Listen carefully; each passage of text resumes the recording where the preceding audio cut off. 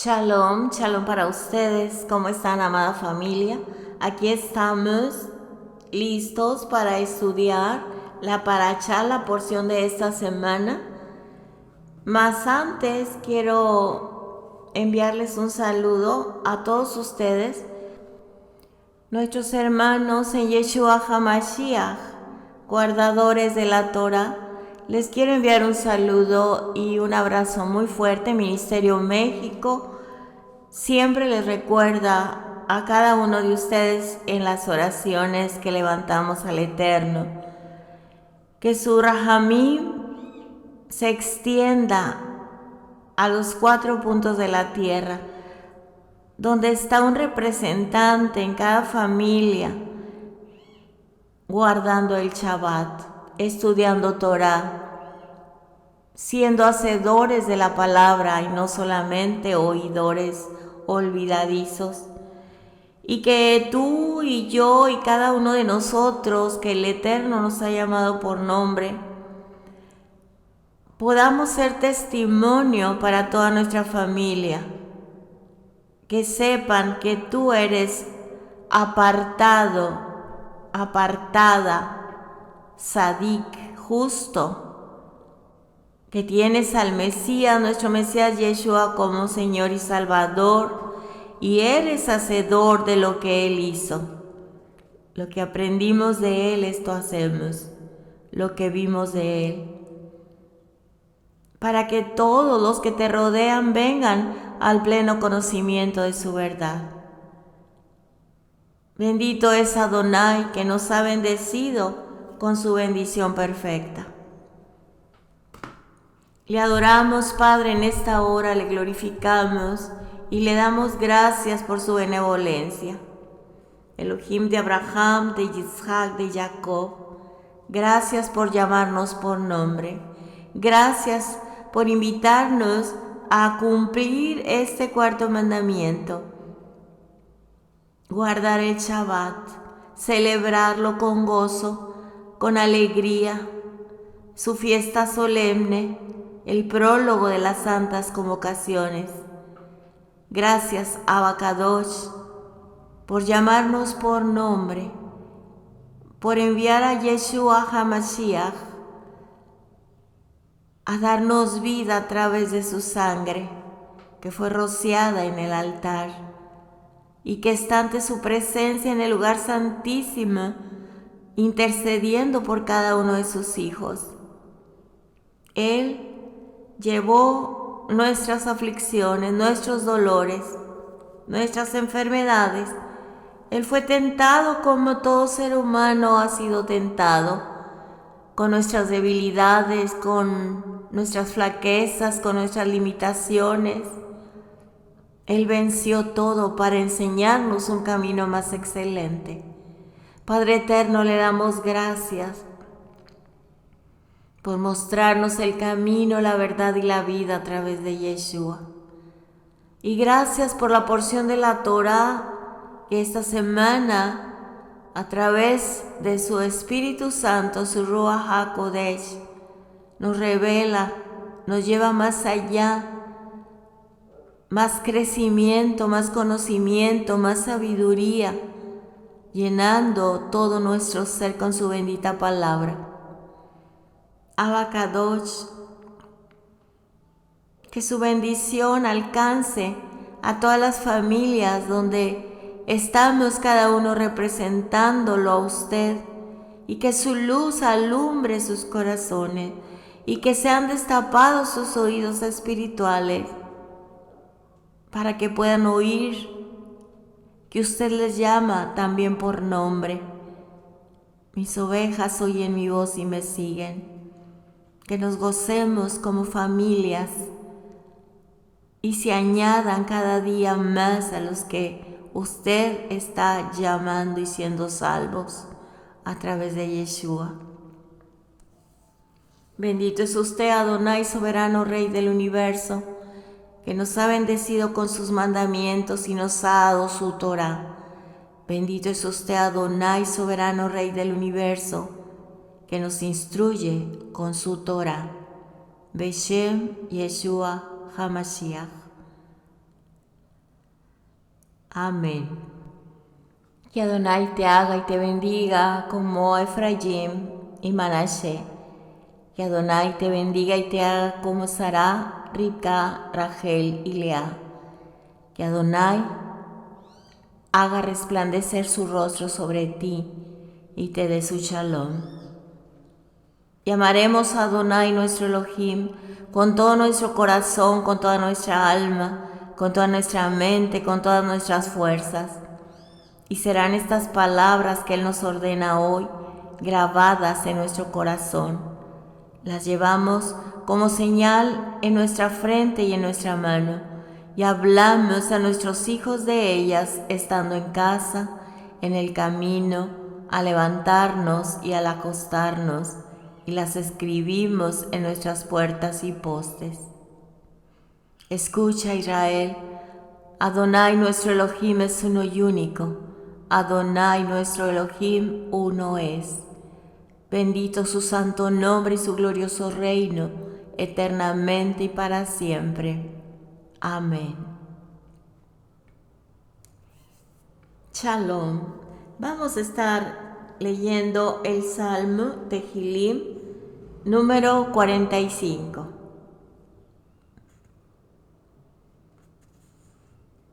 Para el director de los cantores, para interpretar un salmo de los hijos de Korah, para instruir, canto de amistad. Ha pensado mi corazón un pensamiento bueno, digo yo. Mis obras son para el rey, mi lengua una pluma de escriba ligero. Fuiste la más bella de las personas, fue vertida gracia en tus labios. Por tanto, te ha bendecido Adonai para siempre.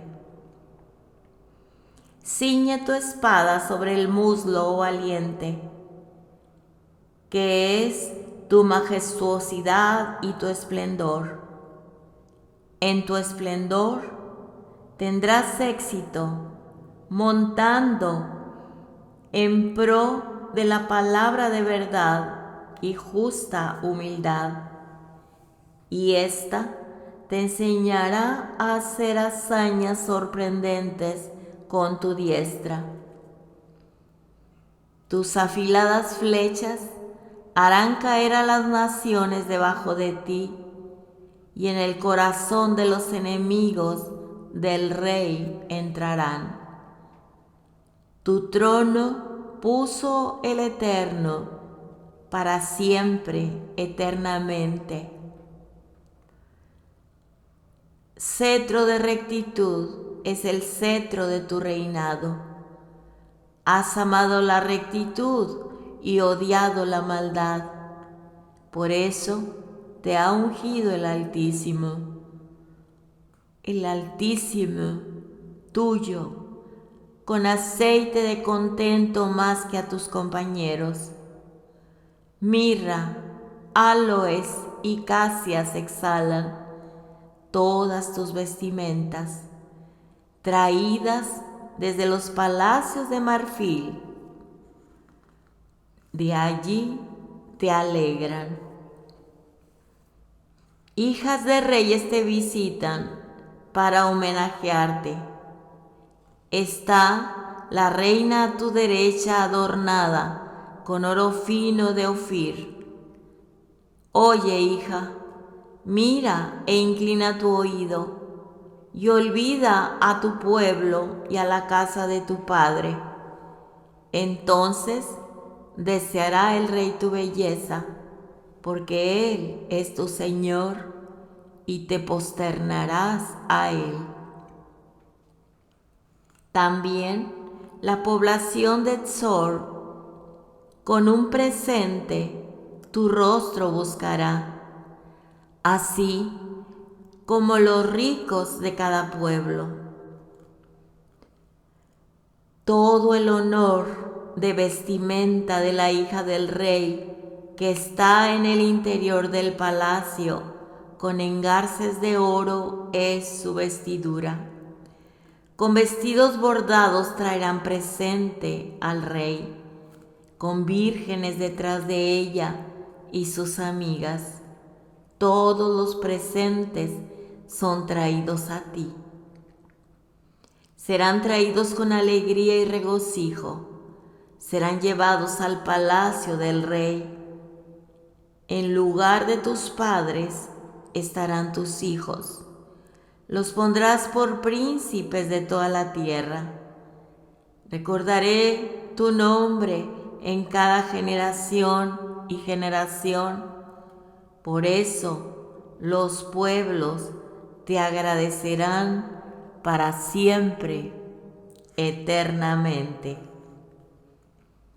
Salmo 45, que habla sobre la victoria, el éxito de nuestro Mesías Yeshua. Aleluya.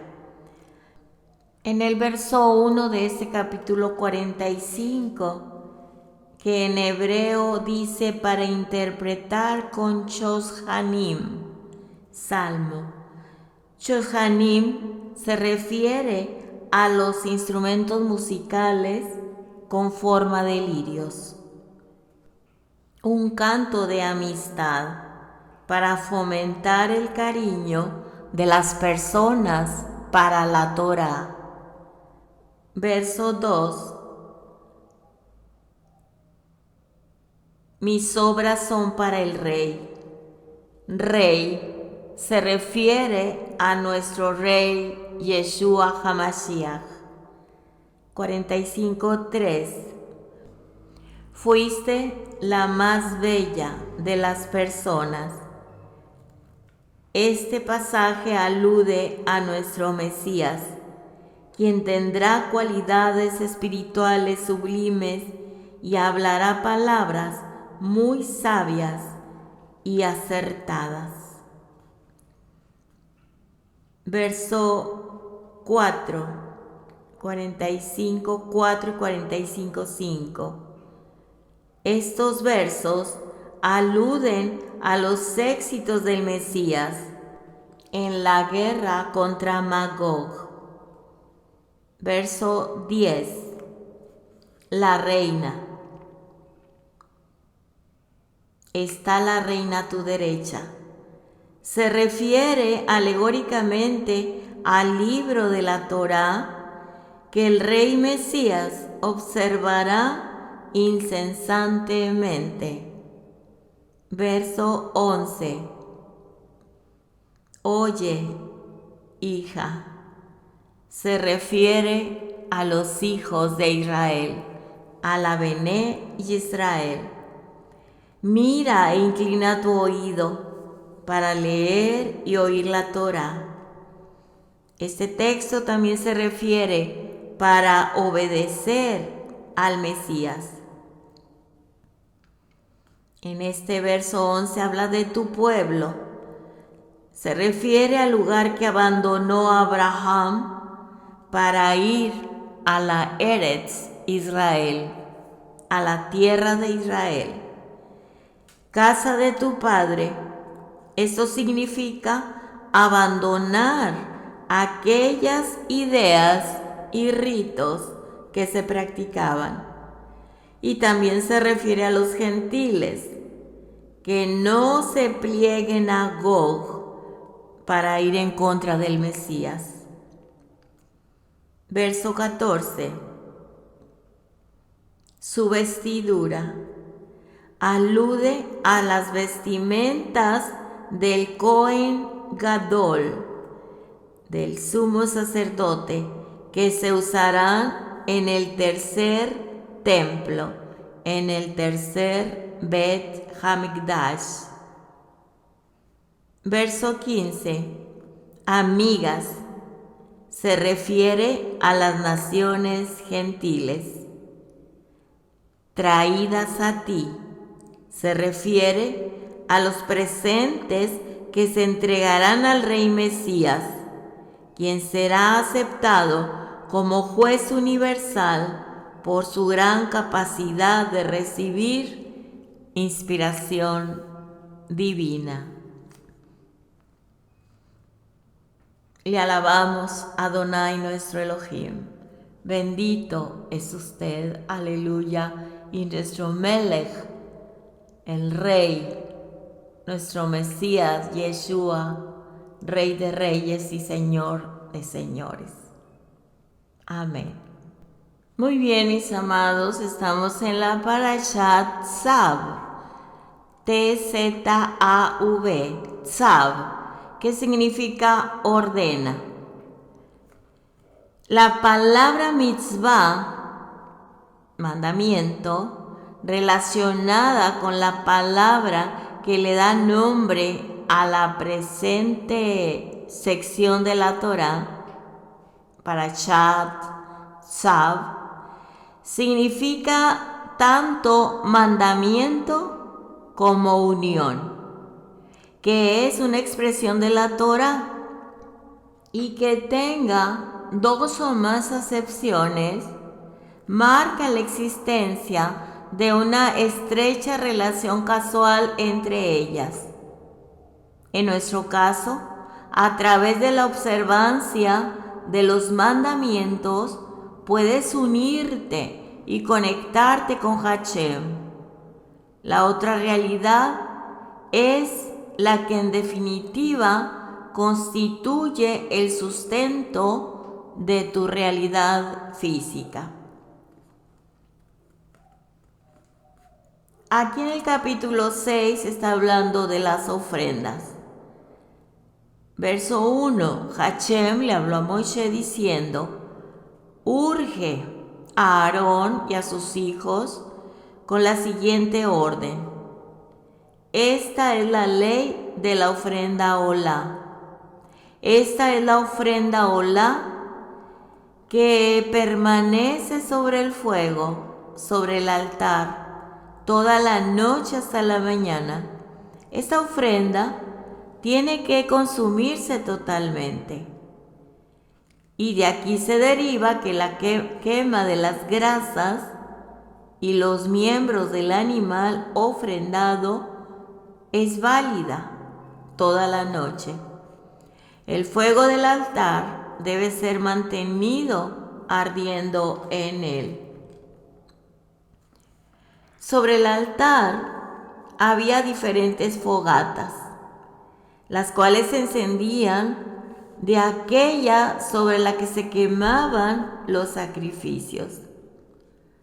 O bien podría significar que el fuego del altar, donde se quemaba el incienso, se encendía del fuego del altar de los sacrificios.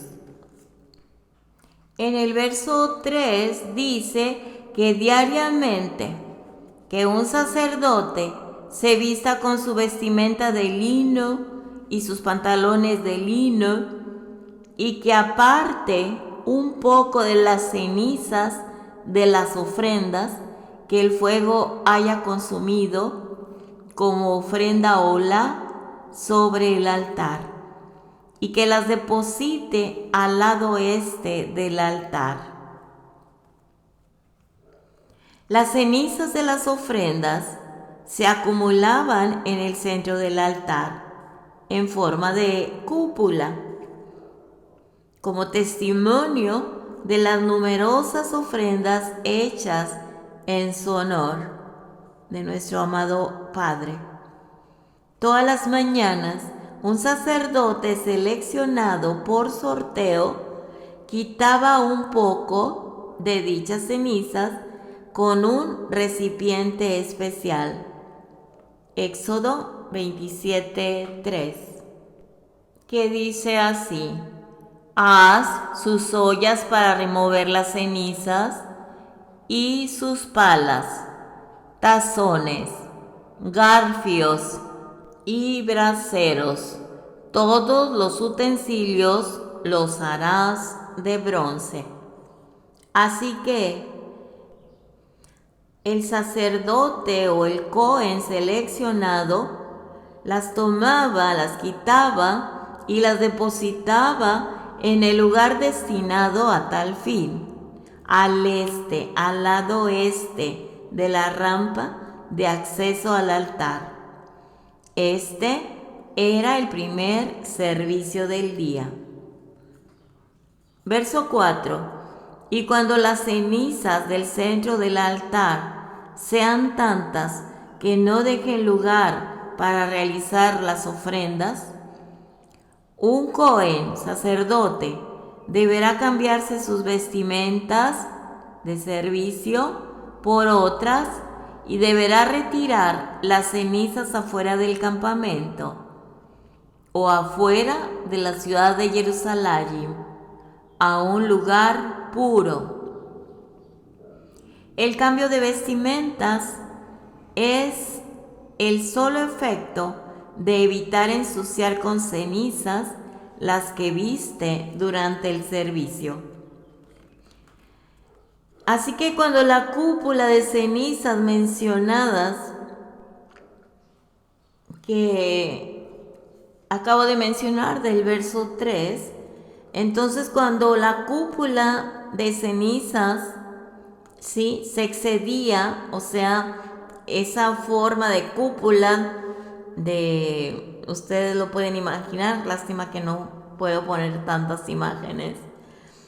Cuando se excedían sus dimensiones y no dejaba lugar para el servicio de las ofrendas en el altar, el Cohen las retiraba y las depositaba fuera del campamento, o bien, como lo acabo de decir, afuera de la ciudad de Jerusalén. Una vez que el pueblo ya se había instalado en la tierra de Israel. A diferencia de quitar las cenizas mencionadas en el verso 3, esto no se hacía todos los días y debía desecharlas en lugar puro porque se trataba precisamente de las cenizas del altar. El lugar puro citado en este texto excluye la posibilidad de desecharlas en un cementerio o en un lugar reservado para objetos impuros, como aquellos en los que se desechaban las piedras impuras afectadas por Tzaraat, que lo hemos estudiado en Levítico 14:40. Y en este texto precisamente habla de que ese lugar era estaba reservado para cosas impuras, como las piedras, dice que estaban afectadas por Tzaraat. Levítico 14:40 dice que él les ordenará remover las piedras infectadas y echadas en un lugar inmundo fuera de la ciudad. Así que las cenizas que quitaban, que se iban acumulando por los sacrificios en las ofrendas del altar, se llevaban a un lugar puro, porque salieron de un lugar puro y merecían ese lugar puro. Y eso me recuerda que en la actualidad las personas que han ido a Israel, que ponen sus peticiones ahí en esa partecita de lo que le llaman muro de las lamentaciones, se acumulan tantos rollitos de papel con las peticiones que periódicamente pasa y en un recipiente especial pone todos esos rollos que tienen peticiones del pueblo que va a Israel, y van y las entierran precisamente en el Monte de los Olivos, en un lugar santo. Así que, de igual manera, las cenizas. En el verso 2, en el 5 y en el 6, que lo voy a leer, esos textos, ya leí el 2, voy a leer el 5. El fuego sobre el altar deberá quedar encendido, no deberá apagarse. El Cohen deberá quemar leña sobre él todas las mañanas y deberá preparar sobre él la ofrenda olá diaria, y hará consumir sobre él las partes seleccionadas de las ofrendas shelamim, que son las ofrendas de paz. Ahí termina el texto 5. Entonces en los textos, voy a leer el 6. Que haya un fuego constante sobre el altar que no se extinga. En esos tres textos, 2, 5 y 6, exponen con expresiones muy similares la idea de que el fuego del altar debe quedar encendido a perpetuidad. Los sabios de la Mishnah derivan de allí la cantidad de fogatas que había sobre el altar. Según una opinión eran 2, según otra eran 3 y según otra opinión de la Mishnah, la Torah oral, eran 4. Veamos que en el verso 6 dice que haya fuego constante sobre el altar que no se extinga. El fuego constante, esta expresión constante parecería superflua, pues inmediatamente aclara el texto que no debe extinguirse, o sea, fuego constante que no se extinga. Parece que está repetitivo, que no tiene que ir las dos expresiones. Mas el versículo aclara y afirma la segunda parte, que no deba extinguirse, y viene a establecer el fuego del candelabro referido en el libro de Éxodo, capítulo 27, 20, como luminaria constante. Se encendía del fuego constante del altar. Así que el candelabro tenía que estar encendido siempre. ¿Y con qué se encendía? Con el fuego constante del altar. Leamos Éxodo 27:20. Ordenarás a los hijos de Israel que te traigan aceite puro de olivas machacadas para la luz y para mantener una lámpara encendida continuamente. Y esto me recuerda a las 10 vírgenes, 5 prudentes. Y sabemos que el aceite con lo que tenían que llenar sus lámparas era con aceite de olivo u oliva machacada. Y nosotros que hemos sido injertados al olivo verde que es Israel, ese aceite es la palabra, la Torah. Así es que siempre tenemos que estar encendidos, llenos de su Torah, hacedores de su Torah, no solamente oidores. Y toda la Torah nos habla de nuestro Mesías, Yeshua. Él dijo que lo que hemos aprendido de Él, oído de Él, visto de Él, esto hagamos. Escrito está en Filipenses 4:9. Continúen haciendo lo que aprendieron de mí, lo que han oído y me han visto hacer. Entonces el Eterno, quien da Shalom, estará con ustedes. Amén. Baruch Hashem, qué hermoso. Bueno, vamos a continuar. En el verso 7 lo vamos a leer. Estamos en Vaikra, Levítico capítulo 6, verso 7. Y esta es la ofrenda minja. Los hijos de Aarón deberán llevarla ante Hashem, frente al altar. En este punto, el sacerdote, el Cohen, llevaba la ofrenda al vértice sudoeste del altar, pues ante Hashem alude al oeste. Dado que el recinto más sagrado del templo, del santuario, estaba al oeste, y frente al altar alude al sur, pues la rampa de acceso al altar estaba sobre el flanco sur. Muy bien, estamos viendo la ley de la ofrenda minjá, o sea, la ofrenda de harina. Veamos el procedimiento de la ofrenda de harina. El dueño de la ofrenda le entrega al Cohen de los hijos de Aarón, Cohen, sacerdote, traducido como sacerdote, le entrega su ofrenda de harina. Luego el Cohen lleva la ofrenda al vértice sudoeste del altar, como lo dije hace un momento.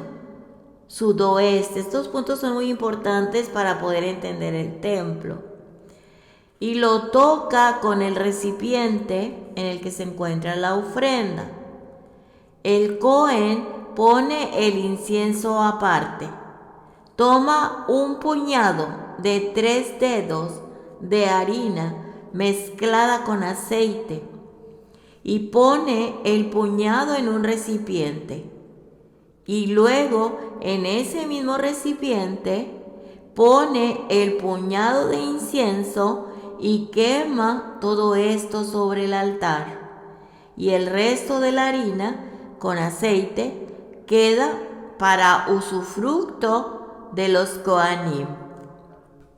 Hace unos días yo estaba viendo cómo se pone la posición de la mano para el puñado de la ofrenda minjá, de la ofrenda de harina. Yo no entendía bien por qué hacían este signo con la mano. Y voy a buscar alguna imagen para tratar de ponerlas. A lo mejor no se acomoda con el audio porque no se puede trabajar alternado a la hora de editar. Tienen que tener mucha paciencia para meter las imágenes de acuerdo a lo que va uno grabando.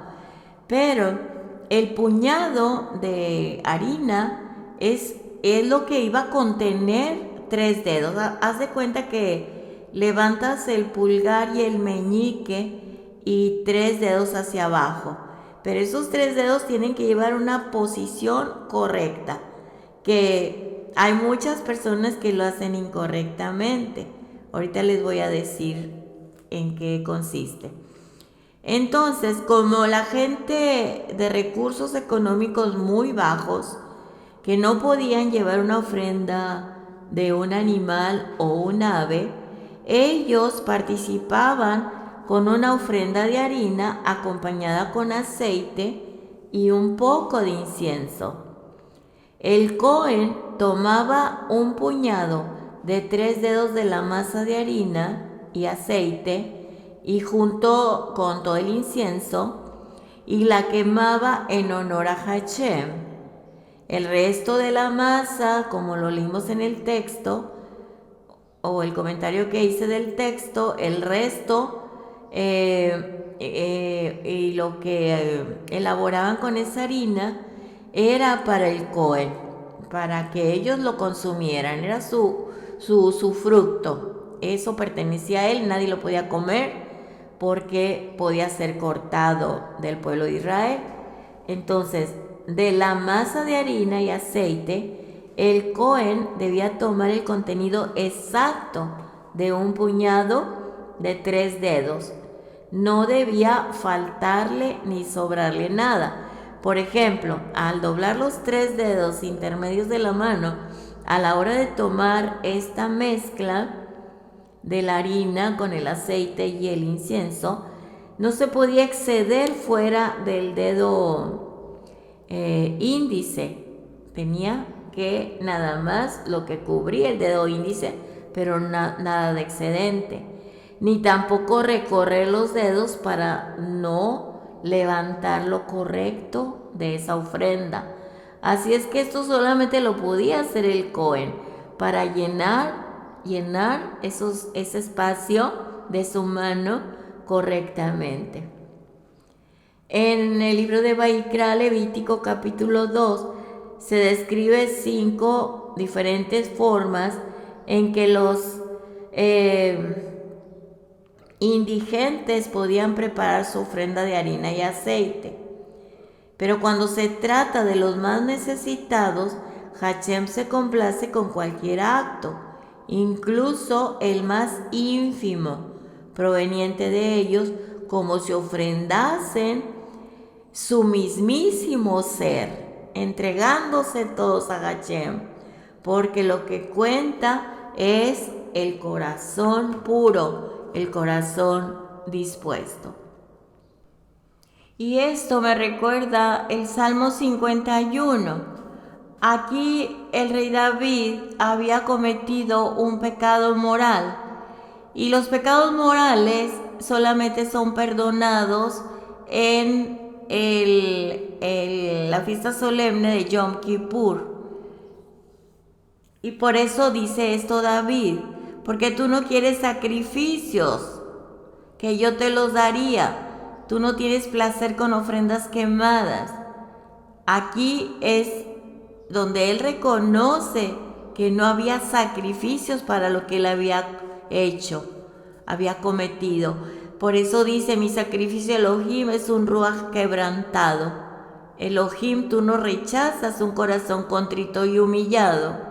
Y eso es lo que estamos viendo también, que él no rechaza un corazón dispuesto con una ofrenda minjá de harina para la gente que no tiene recursos. Lo que importa es el corazón. Entonces, cabe aclararlo. Leamos el verso 8. Que tome de ella un puñado de harina de trigo y de su aceite, y entonces que quite todo el incienso que está sobre la ofrenda. Luego, que haga consumir todo eso sobre el altar como fragancia agradable para Hashem. Es porción de recordatorio ante Hashem. Porque a través de esta porción, Hashem recuerda para bien al dueño de la ofrenda. La harina en este texto ya está mezclada con el aceite, de modo que la frase un poco de harina y de su aceite debe interpretarse en el sentido de que debe tomar el puñado de 3 dedos del lugar de la masa más abundante en aceite. Verso número 11. Todo varón descendientes de Aarón podrá ingerirlo. Es un estatuto eterno para todas tus generaciones, que esta porción debe ser tomada de las ofrendas de fuego de Hashem. Todo alimento mundano que toque a las ofrendas mencionadas, asumirá el mismo estatus que estas últimas. Este texto se refiere a todo alimento mundano que toque las ofrendas mencionadas, dice, que asumirá el mismo estatus que estas últimas. Esto significa que cualquier alimento que tenga una santidad inferior, que entra en contacto con esta ofrenda y absorba su gusto, asume el estatus de aquella. De modo que si la ofrenda en cuestión está descalificada como tal por algún motivo, también aquel alimento que la toque y absorba su gusto o su sabor queda descalificado. O si es una ofrenda apta, también el alimento mundano que la toque y absorba su gusto debe ser ingerido como ofrenda. Veamos entonces que el mero gusto de un alimento tiene el mismo estatus que el alimento propiamente dicho. Y las conclusiones prácticas son que en primer lugar el alimento kosher, o sea, alimento puro, que cumple las normas establecidas por la Torá, cocinada junto con un alimento no kosher, entonces ese alimento se toma como no kosher, impuro. Y la otra opción, el otro punto es que el recipiente adopta el estatus de alimento que se haya cocinado en él. Esto quiere decir que si se ha cocinado o asado un alimento no kosher, también el recipiente empleado para tal efecto se torna no kosher. Otro punto, y si se cocina un alimento kosher en un recipiente en el que se cocinarán alimentos no kosher, aquí está hablando a futuro, cocinarán, el alimento se transforma en no kosher, impuro. Así que las vasijas que se usan para kosher son exclusivamente para kosher. No se les puede dar otro uso. Veamos el verso 21. El recipiente de cerámica en que fuera cocinado la carne de la ofrenda deberá romperse, pero si fuera cocinada en recipiente de cobre, podrá ser purgado y enjuagado con agua. Aquí, si es de cerámica, debe romperse, porque no hay posibilidad de extraer de allí el gusto que se impregnó anteriormente del alimento anterior. Pero si se trata de un recipiente de metal, como lo dice el texto, existe la posibilidad de purificarlo de lo que se haya cocinado antes, del sabor que dejó allí, que haya absorbido. Se le debe limpiar a fondo y luego sumergirlo en agua hirviendo. Por extensión, cualquier recipiente metálico impurificado con alimentos no kosher puede ser purificado siguiendo el mismo procedimiento. Y si estás en Israel o perteneces a una sinagoga, antes de proceder a purificar estos recipientes, consulten con el rabino, ¿verdad? Porque el rabino debidamente acreditado, él sabrá orientarles.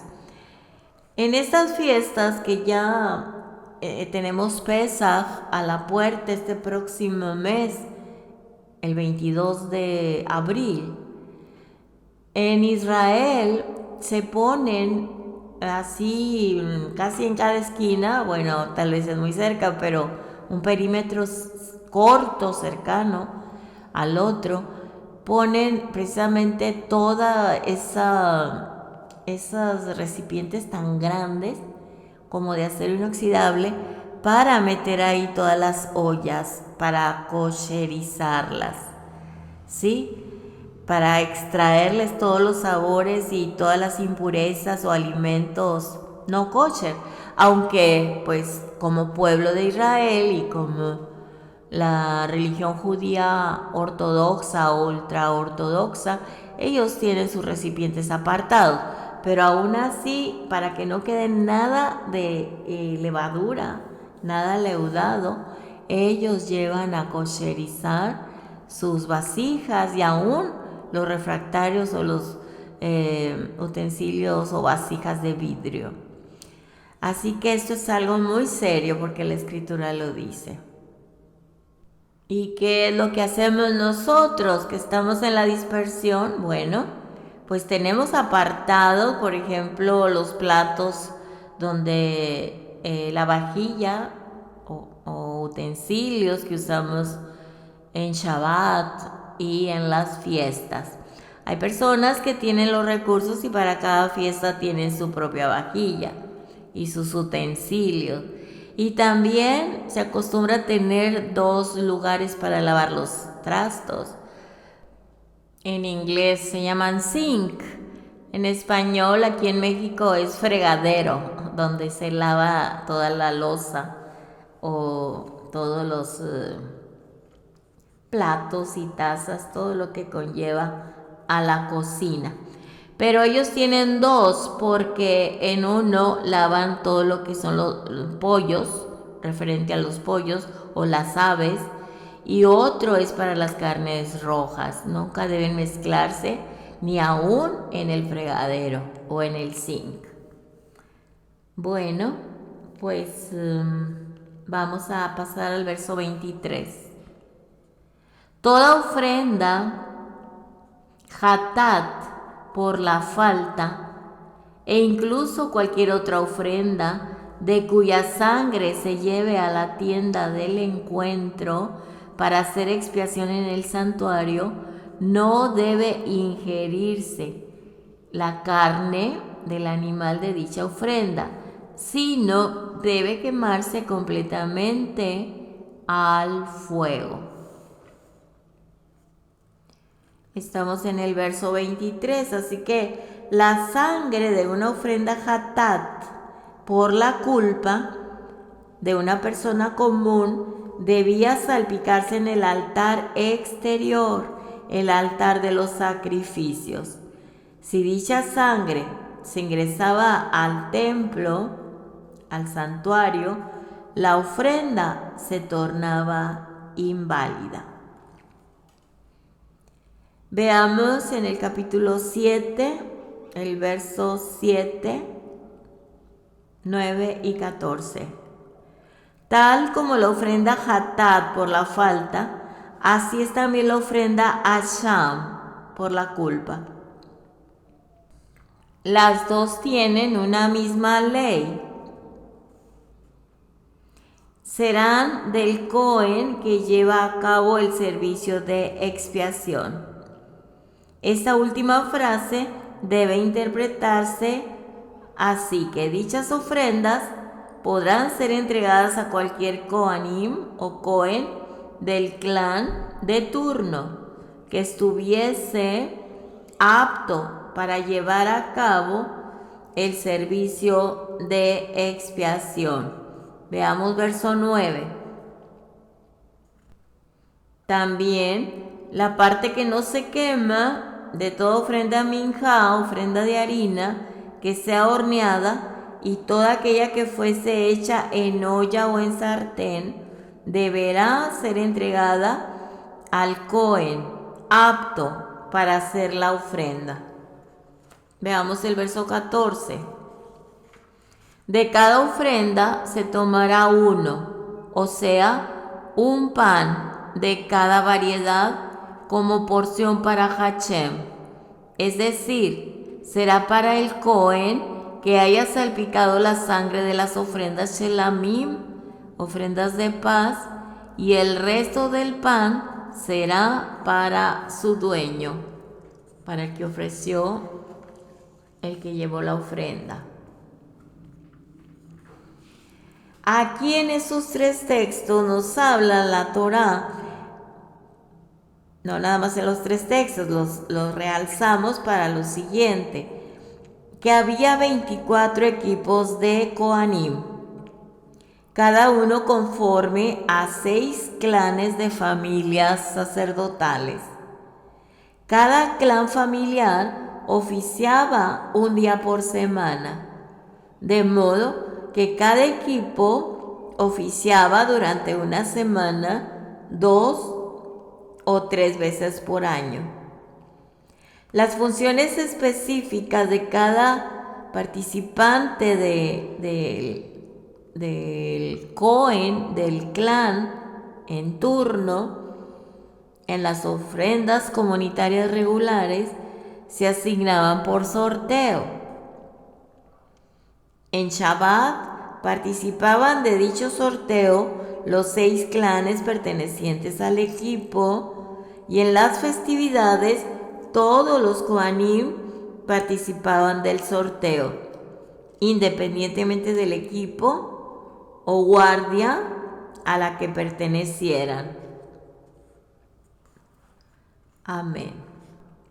Pasemos ahora al verso 29 y 30. Capítulo 7, Levítico. Háblales a los israelitas diciéndoles: el que ofrezca una ofrenda shelamim de paz a Hashem, él mismo deberá llevar su ofrenda. Aquí está hablando de que la misma persona debe llevar al templo el animal a ser ofrendado. Y se trata de una ofrenda a Hashem. Y semejante motivación supera con creces la incomodidad que pudiera significar el traslado. Después de haberse sacrificado y trozado el animal, el mismo dueño debe entregar al Cohen las partes que han de quemarse sobre el altar como ofrenda shelamim. Verso 30. Con sus manos deberá el sacerdote, el Cohen, llevar las partes seleccionadas, o sea, las partes que han de quemarse sobre el altar, como ofrendas de fuego de Hashem, es decir, el sacerdote, el Cohen, deberá tener en sus manos el pecho del animal sacrificado, y sobre el pecho estarán estas partes seleccionadas, o sea, las partes que se quemaban sobre el altar, que eran las grasas y órganos mencionados en Levítico 3, versos 3 y 4. El pecho no será para quemarlo sobre el altar, sino para mecerlo como ofrenda tenufá ante Hashem, y será ingerido por los Kohanim. Entonces aquí en el verso 30 dice que una vez que el animal es sacrificado y trozado, el Cohen toma en sus manos el pecho y sobre este las grasas y órganos seleccionados para quemar en honor a Hashem. Luego este sacerdote le entrega todo aquello al dueño de la ofrenda, quien recibe primero las grasas y órganos y el pecho sobre estos. Luego un segundo Cohen coloca sus manos por debajo de las manos del dueño de la ofrenda y juntos hacen la ofrenda tenufá, el mecimiento.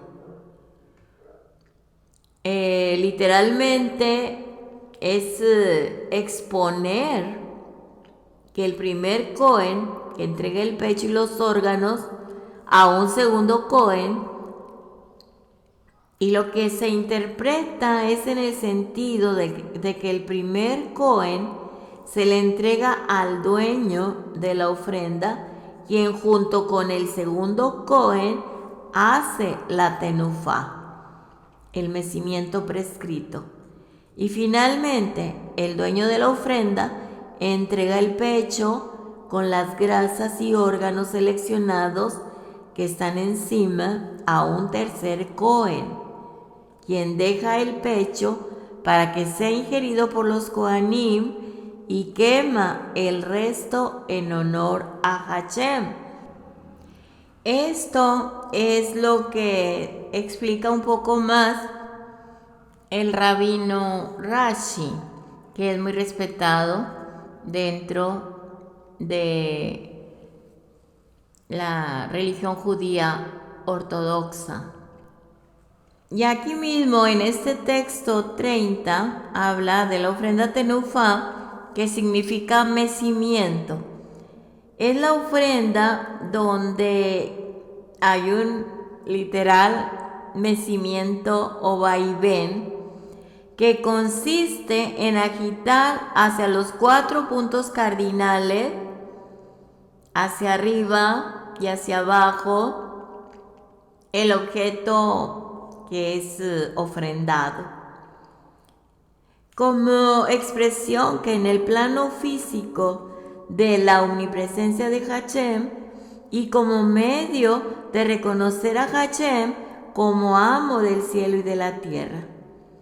Los movimientos horizontales reciben el nombre de Tenufá, que tiene el poder de neutralizar decretos dañinos y tempestades, mientras que los movimientos verticales reciben la denominación de Terumá y tienen el poder de neutralizar temporales.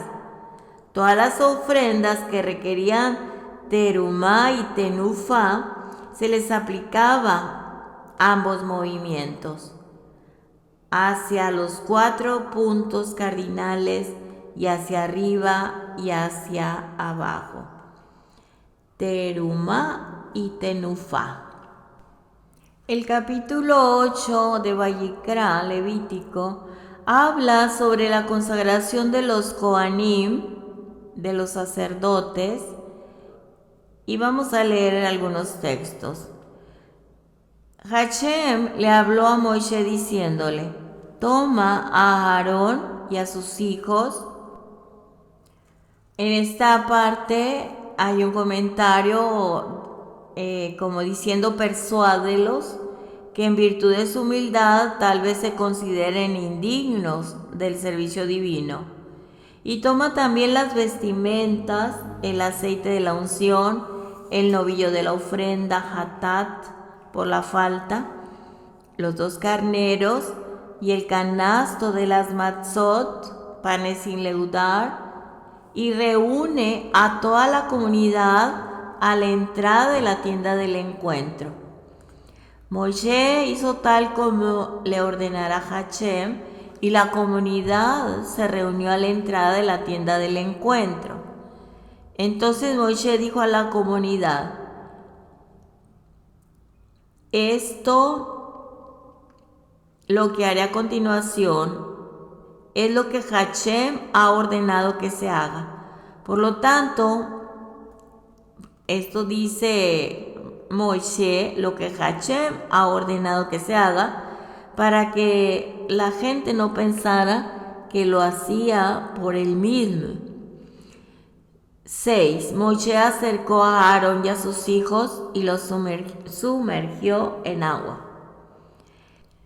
Le puso a Aarón el kutonet, o sea, la túnica, le ajustó el abent, el cinturón, le vistió el meil, lo tradujeron como sotana, no sé qué otra traducción pueda haber, y le puso el efod y lo ajustó con el gesed, con el cinto del efod, y lo atavió con este.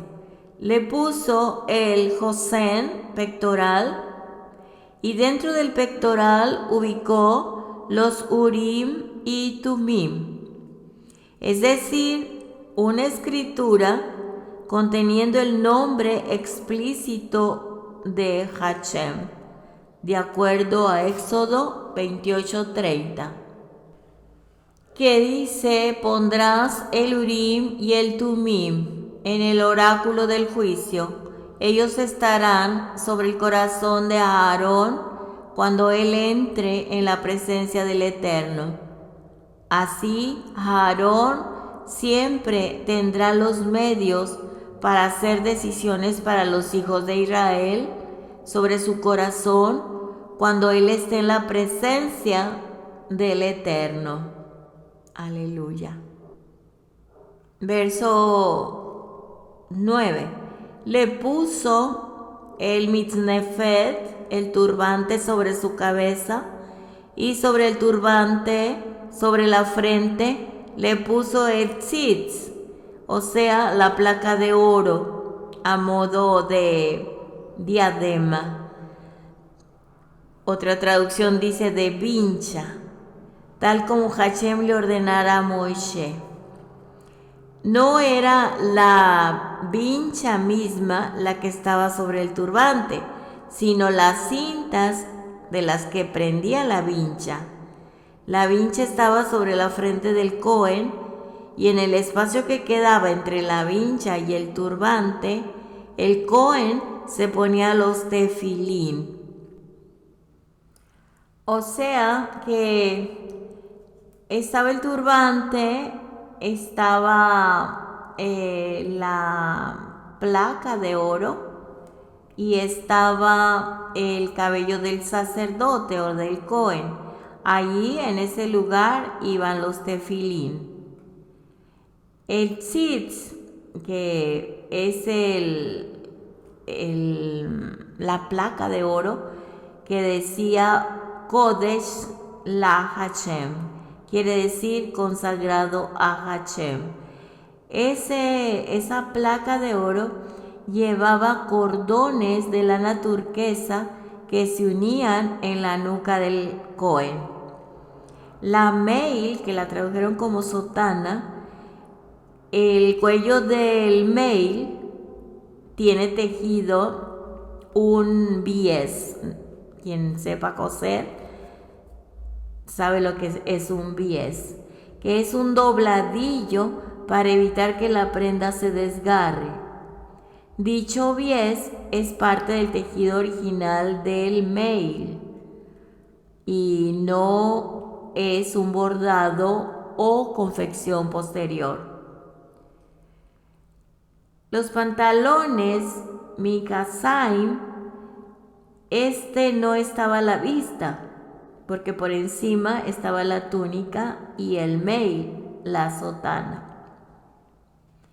Y el ketonet, que es la túnica, ajustando la túnica está el abnet, el cinturón.